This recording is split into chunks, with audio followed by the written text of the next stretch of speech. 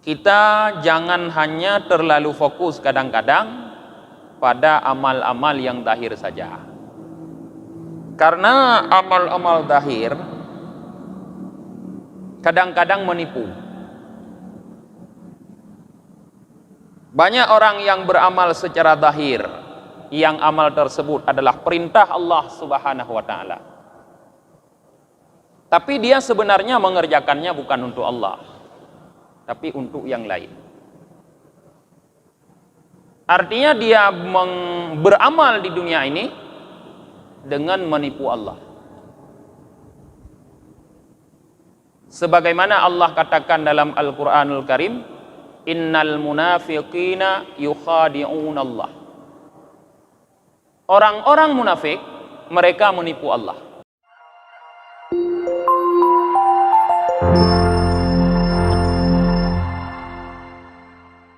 Assalamualaikum warahmatullahi wabarakatuh. Bismillahirrahmanirrahim. Alhamdulillahi rabbil alamin. Wabihi nasta'inu ala umurid dunya waddin. Asyhadu an la ilaha illallah wahdahu la syarikalah. Wa asyhadu anna Muhammadan abduhu wa rasuluhu la nabiyya ba'dah. Allahumma salli wa sallim wa barik ala sayyidina Muhammad wa ala alihi wa sahbihi ajma'in, amma ba'd. Allahumma allimna ma jahilna wa dhakkirna ma nasina wa fahimna ma lam nafham. Subhanaka la ilma lana illa ma 'allamtana innaka antal alimul hakim. Rabbi syrah li sadri wa yassir li amri wahlul 'uqdatam min lisani yafqahu qawli.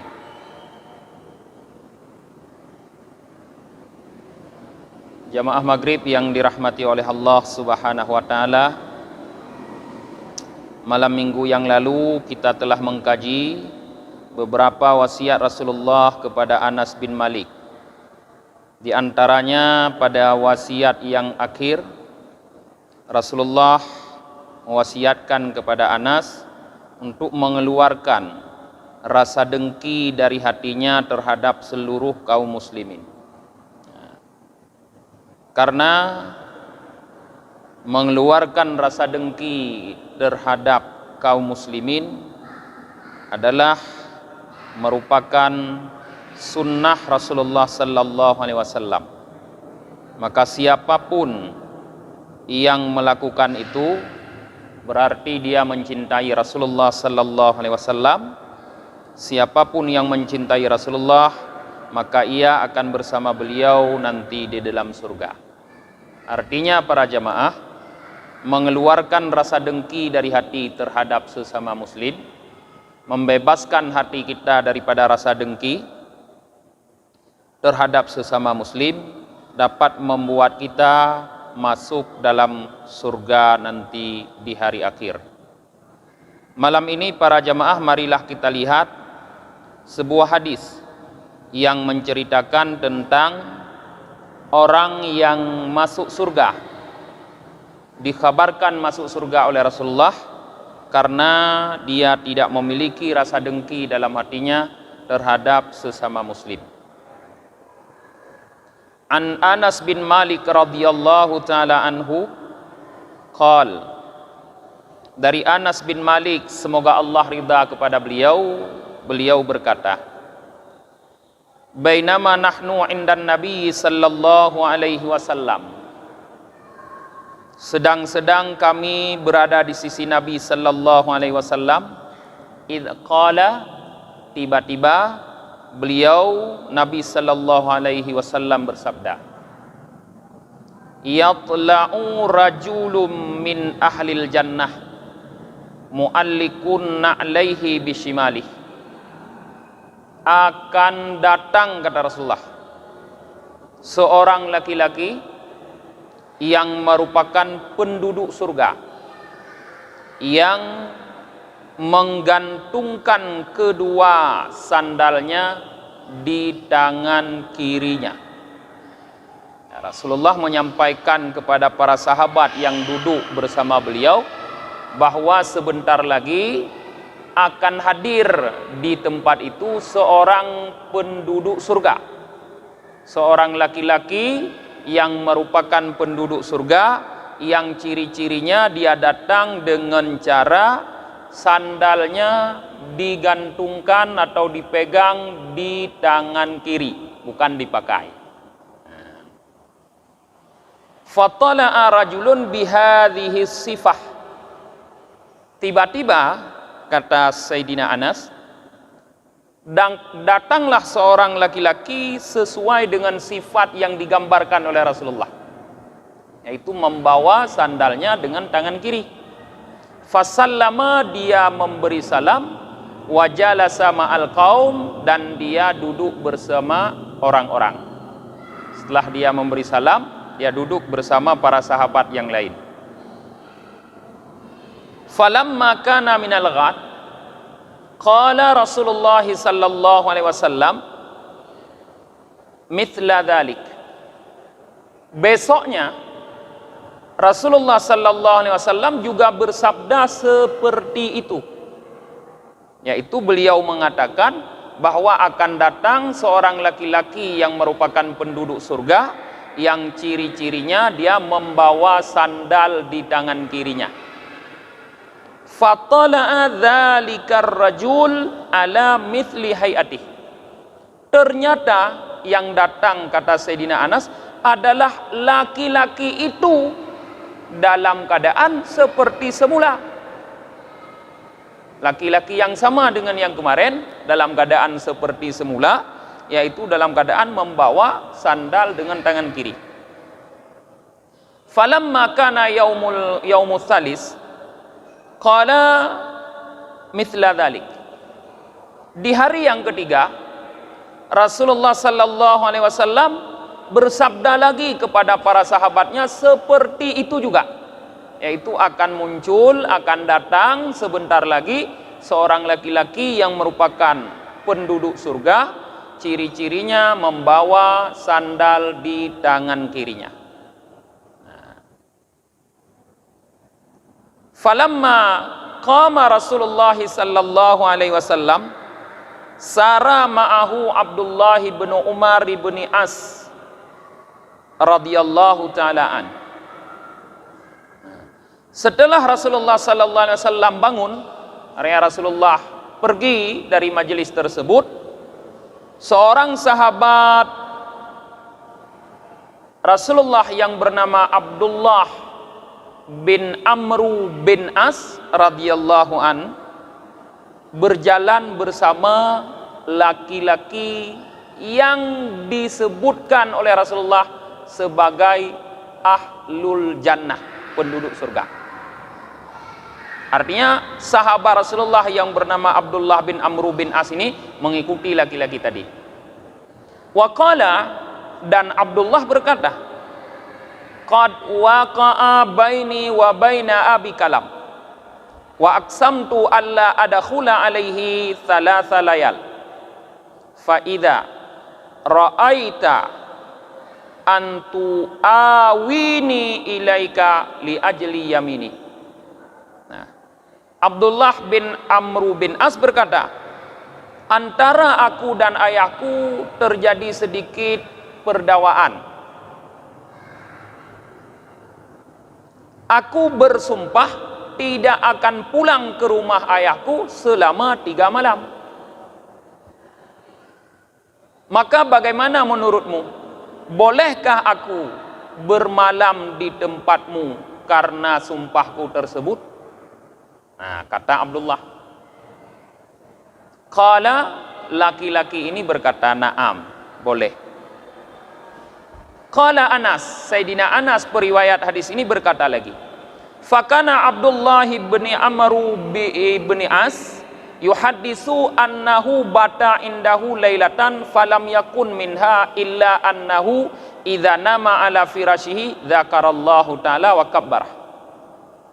Maka Abdullah bin Amru bin As bercerita, kata Sayyidina Anas, bahwa di saat Abdullah tidur di rumah laki-laki tersebut pada suatu malam, pada waktu malam, laki-laki itu tidak berdiri, tidak bangun di waktu malam.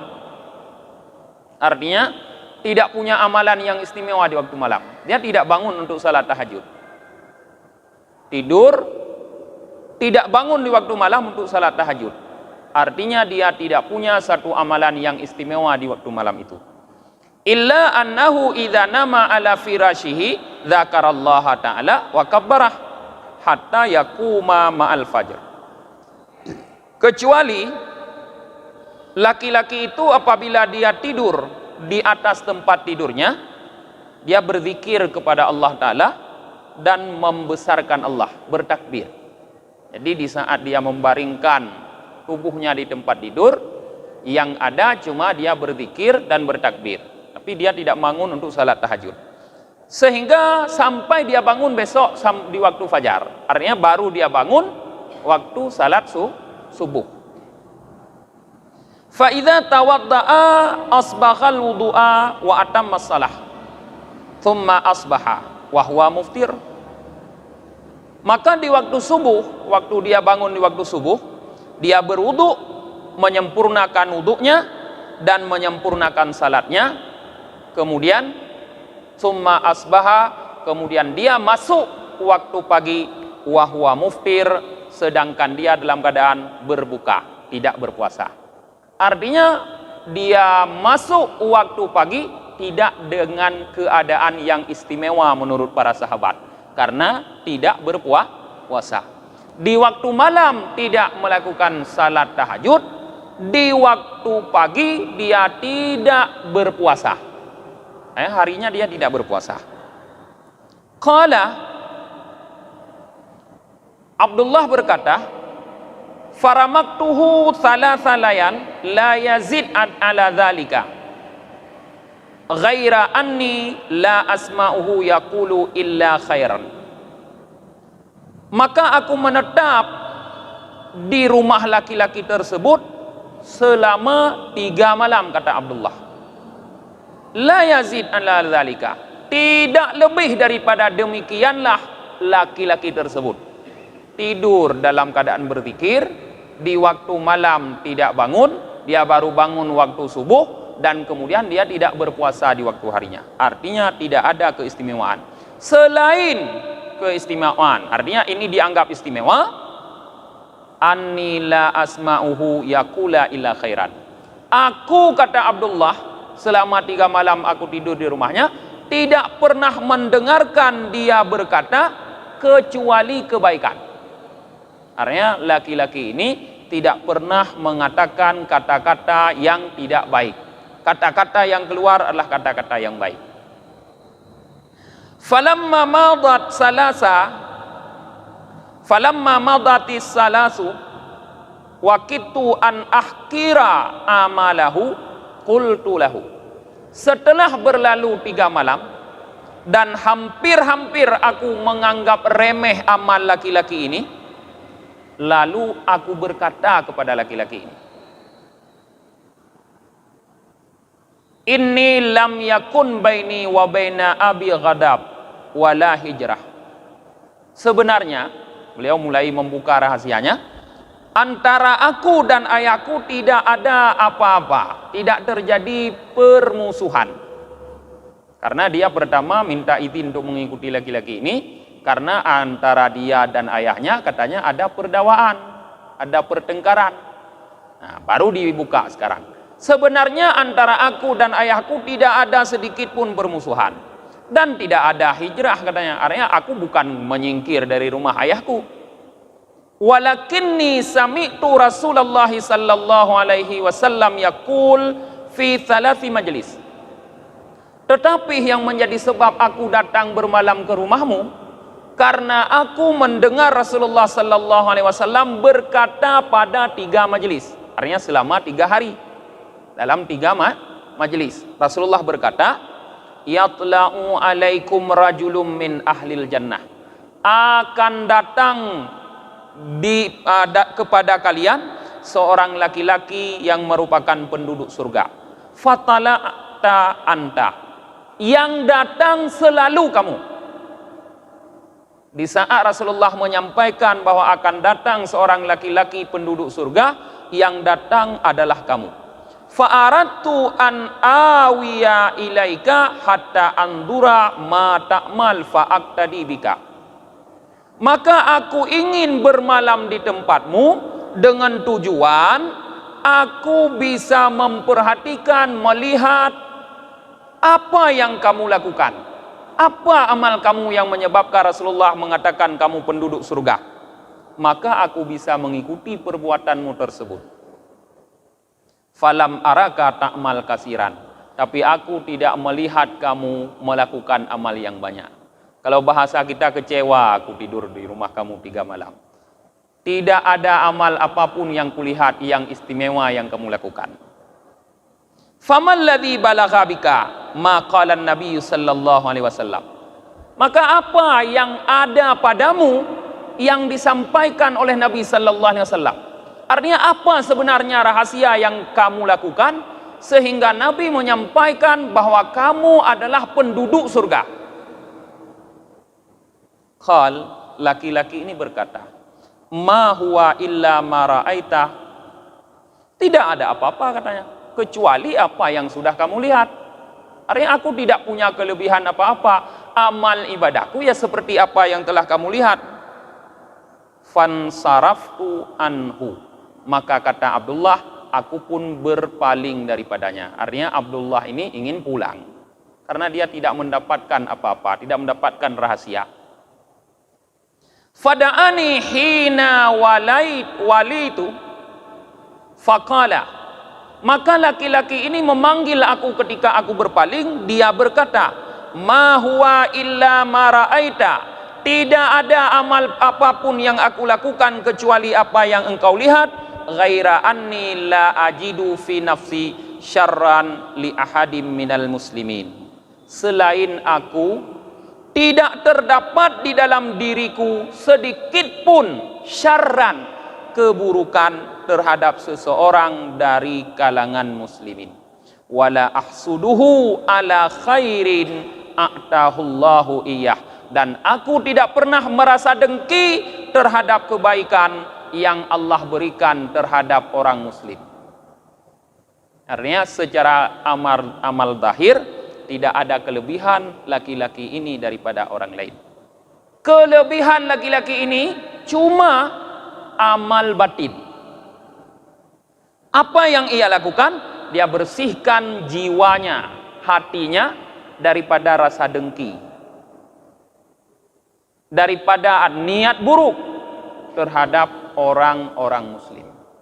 Artinya dia hidup dengan nyaman, tidak pernah dengki kepada orang lain. Qala, Abdullah berkata, faqultu, maka aku berkata, hadzalladzi balagha bika ma qala Rasulullah sallallahu alaihi wasallam wa huwa alladzi la atiqu alaih. Inilah rupanya yang disampaikan, yang ada padamu, yang disampaikan oleh Rasulullah sallallahu alaihi wasallam, yang aku tidak mampu melakukannya. Jadi Abdullah, anak daripada Amr bin As, sahabat Rasulullah. Abdullah sahabat Rasulullah, ayahnya Amr bin As pun sahabat Rasulullah, mengakui bahwa amal batin yang ada pada laki-laki itu, yaitu tidak ada sedikit pun kedengkian dalam hatinya terhadap nikmat yang Allah berikan kepada hamba Allah, kepada orang muslim, tidak mampu dilakukan oleh Abdullah. Artinya para jemaah, inilah penyebab laki-laki ini disampaikan oleh Rasulullah min ahlil jannah, merupakan penduduk surga. Nah, jadi kita melihat di sini kenapa laki-laki ini dikabarkan oleh Rasulullah disampaikan sebagai penduduk surga. Rupanya rahasianya hatinya bersih daripada rasa dengki terhadap orang lain. Ya. Jadi para jemaah, kita jangan hanya terlalu fokus kadang-kadang pada amal-amal yang zahir saja. Karena amal-amal zahir kadang-kadang menipu. Banyak orang yang beramal secara zahir, yang amal tersebut adalah perintah Allah Subhanahu wa taala. Tapi dia sebenarnya mengerjakannya bukan untuk Allah, tapi untuk yang lain. Artinya dia beramal di dunia ini dengan menipu Allah. Sebagaimana Allah katakan dalam Al-Qur'anul Karim, innal munafiqina yukhadi'unallah. Orang-orang munafik, mereka menipu Allah. Artinya orang-orang yang beramal secara zahir di dunia, yang amal itu adalah perintah Allah, tapi dia persembahkan bukan untuk Allah, maka pada hakikatnya dia sedang menipu Allah. Kita datang ke masjid untuk salat. Salat ini perintah Allah. Aqimis salata li dzikri, kata Allah. Dirikanlah salat untuk mengingatku. Di saat kita berdiri melakukan salat, apabila salat yang kita lakukan itu bukan karena Allah, tapi karena sesuatu yang lain selain Allah, maka salat kita adalah perbuatan menipu Allah. Di saat kita melakukan suatu kebaikan, sepertinya misalnya bersedekah, yang sedekah itu adalah perintah Allah. Kata Allah, anfiqu mimma razaqnakum min qabli ayyatiya ahadakumul maut. Infakkanlah sebahagian yang kami rizkikan kepada kalian sebelum salah seorang kalian didatangi oleh mati. Tapi ternyata di saat kita melakukan infak, mengeluarkan harta kita, bukan karena Allah semata, tapi ikut karena yang lain. Itu adalah kebaikan yang kita lakukan sebagai penipuan terhadap Allah Subhanahu wa taala. Nah, jadi apabila di dunia ini kita menipu Allah, maka nanti di akhirat Allah akan menipu kita. Dalam ayat tadi Allah mengatakan, innal munafiqina yukhadi'unallah wa huwa khadi'uhum. Orang-orang munafik menipu Allah, padahal Allah yang menipu mereka itu.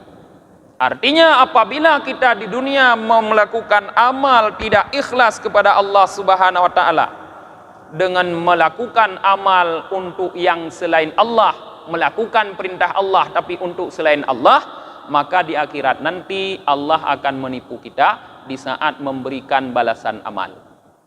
Allah akan mengatakan kepada kita, pergilah kalian kepada orang-orang yang kalian perlihatkan amal tersebut dulu kepada mereka, fanduru, maka perhatikanlah, hal wajadtum minhum khairah, apakah kalian mendapatkan balasan kebaikan dari amal kalian tersebut. Jadi sama siapa kita persembahkan amal sekarang ini, kepada orang itulah nanti Allah minta kita untuk mencari pahala. Padahal di akhirat nanti para jamaah, tidak akan ada yang bisa memberikan kebaikan, artinya pahala untuk kita, selain Allah. Jadi kalau Allah memerintahkan kita untuk mencari pahala pada selain Dia, artinya Allah menipu kita. Orang yang menipu Allah di dunia akan ditipu oleh Allah di akhirat. Bahkan lebih menyakitkan lagi, disebutkan dalam hadis bahwa orang-orang yang beramal di dunia menipu Allah, nanti di akhirat akan Allah tipu dia masuk ke surga. Allah katakan kepada dia, idhabu ilal jannah, berangkatlah kalian semua menuju surga, kata Allah kepada para penipu tersebut. Sesampainya mereka di suatu tempat yang surga itu sudah terlihat bangunannya indah-indah dan wanginya surga sudah tercium, Allah perintahkan malaikat untuk menghalau mereka masuk ke dalam neraka. Apa kata mereka?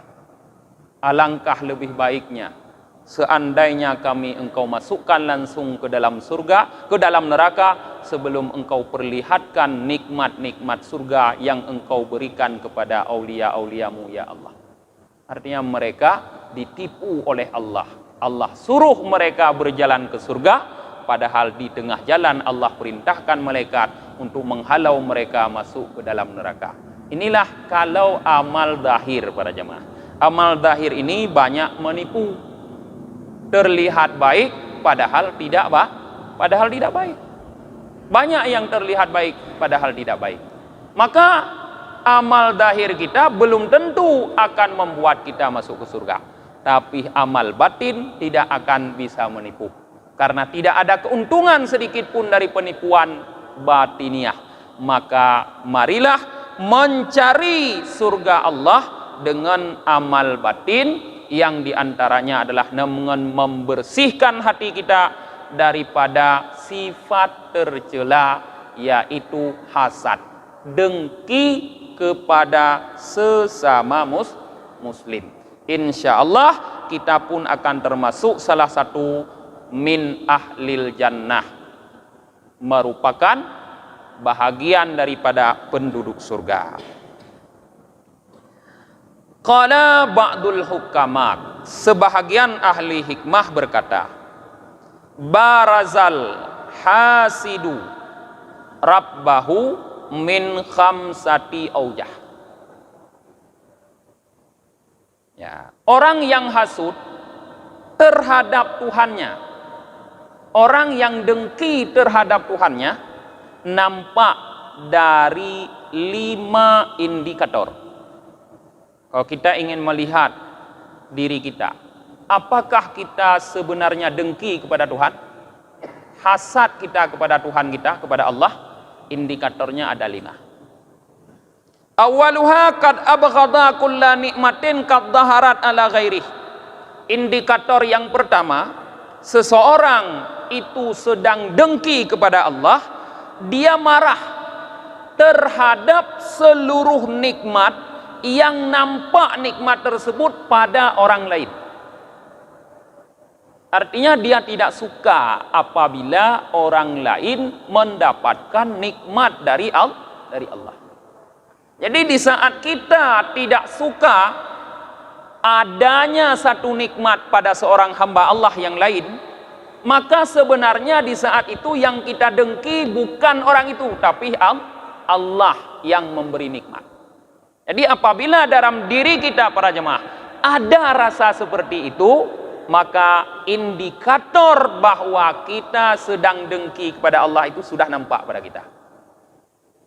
Yang kedua, wasani sakhata likismatihi, dia marah untuk pembahagiannya Allah, yakni yaqulu li rabbihi lima qasamtaha hakadha, yaitu dia berkata kepada Tuhannya, lima qasamtaha hakadha, kenapa engkau membagi seperti ini? Artinya orang itu merasa Allah itu tidak adil dalam memberikan nikmat. Masa untuk orang itu diberikan seperti ini, tapi untuk aku seperti ini?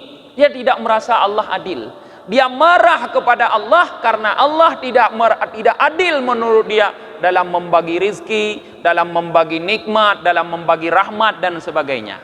Nah, di saat dalam diri kita ada rasa jengkel kepada Allah karena Allah tidak memberikan kepada kita seperti yang diberikan kepada orang lain, maka kita harus tahu bahwa di saat itu kita sedang dengki kepada Allah. Wasalis annahu dhanna bi fadlih. Indikator yang ketiga, seseorang dengki kepada Allah, ia kikir dengan karunia-Nya Allah. Yakni anna dzalika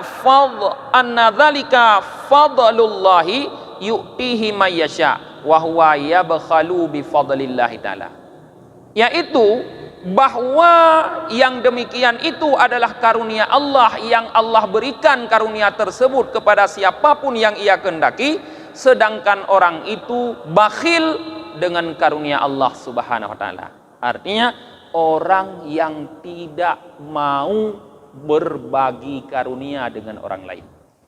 Apabila kita pelit, tidak mau membagi karunia dengan orang lain, di saat Allah memberikan kepada kita tapi kita tidak mau, tidak suka membagi dengan orang lain, maka di saat itu kita sedang menunjukkan kepada Allah bahwa kita sedang hasad kepada Allah. Padahal Allah ya yu'tihi mayyasha. Allah sendiri padahal membagi karunia kepada siapapun yang Dia kehendaki, tapi kita tidak mau membagi. Warabi'u, dan yang keempat, khadzala waliyallahi ta'ala li'annahu yuridu khidlanahu wa zawala ni'mati anhu. Indikator yang keempat seseorang sedang dengki kepada Allah, dia menghina waliullah, menghina orang-orang yang dikasihi oleh Allah. Karena orang yang dengki itu menghendaki kehinaan orang-orang yang dikasihi oleh Allah dan menghendaki hilangnya nikmat daripada orang-orang yang dikasihi oleh Allah. Allah memberikan nikmat, memberikan karunia kepada orang-orang yang dikasihi. Di saat kita dengki kepada mereka karena karunia yang Allah berikan kepada mereka, maka di saat itu artinya kita ingin orang-orang yang dikasihi oleh Allah hina. Kita melihat ulama-ulama naik mobil mewah-mewah, lalu kita merasa dengki. Nyangka ulama karena dekat dengan raja, karena dekat dengan presiden, karena dekat dengan bupati, karena dekat dengan wali kota, kajuk motor, kajuk puhan teman pegot daya hari raya, sebab sering ngejak kantor bupati, sering ngejak kantor wali kota, kalau kenyataannya pakainya. Padahal itu yang didapatkan oleh para ulama itu karena dia orang yang dekat dengan Allah. Karena Allah kasih kepada mereka, Allah berikan karunia. Jalan Allah berikan karunia macam-macam. Terserah Allah mau berikan dari jalan apapun. Kenapa kita harus dengki? Kalau ada rasa dengki kepada mereka, artinya kita ingin mereka itu hina. Kita suka mereka itu hidup dalam keadaan hina. Danyo perle baruhnya ulama bagdanyo munyo gesu ijakrung kaguten.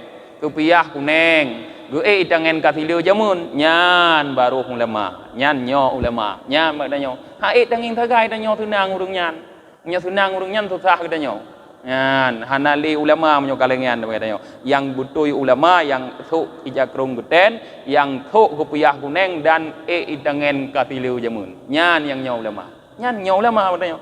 Nah, di saat kita merasa seperti itu, sebenarnya kita ingin menunjukkan bahwa kita sedang dengki kepada Allah Subhanahu wa taala. Yang terakhir para jemaah, wal khamis a'ana aduwah yakni iblis la'anahullahu taala. Kita membantu musuhnya Allah, yakni iblis, semoga Allah melaknat iblis tersebut. Nah, di saat kita merasa dengki kepada sesama manusia, sebenarnya di saat itu para jemaah kita sedang membantu musuh Allah, yaitu membantu iblis. Membantu apa?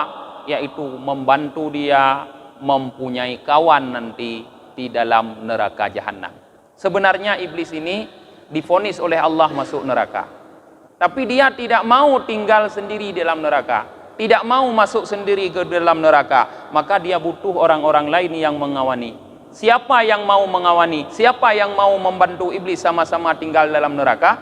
Termasuk diantaranya adalah orang yang hasad, yang dengki kepada sesama makhluk Allah. Nah, mungkin para jemaah, inilah kajian kita pada malam ini. Marilah kita membersihkan hati kita daripada sifat dengki, baik kepada sesama makhluk Allah ataupun kepada Allah Subhanahu wa taala sendiri. Yang membersihkan diri daripada sifat dengki itu adalah merupakan sunnah Nabi yang akan membuat kita masuk dalam surga bersama Rasulullah sallallahu alaihi wasallam. Kita tutup pengajian dengan membaca doa akhir majlis. Subhanakallahumma wa bihamdika wa nashhadu an la ilaha illa anta wa nastaghfiruka wa natubu ilaih. Subhana rabbika rabbil izzati amma yasifun. Wassalamun alal mursalin walhamdulillahi rabbil alamin.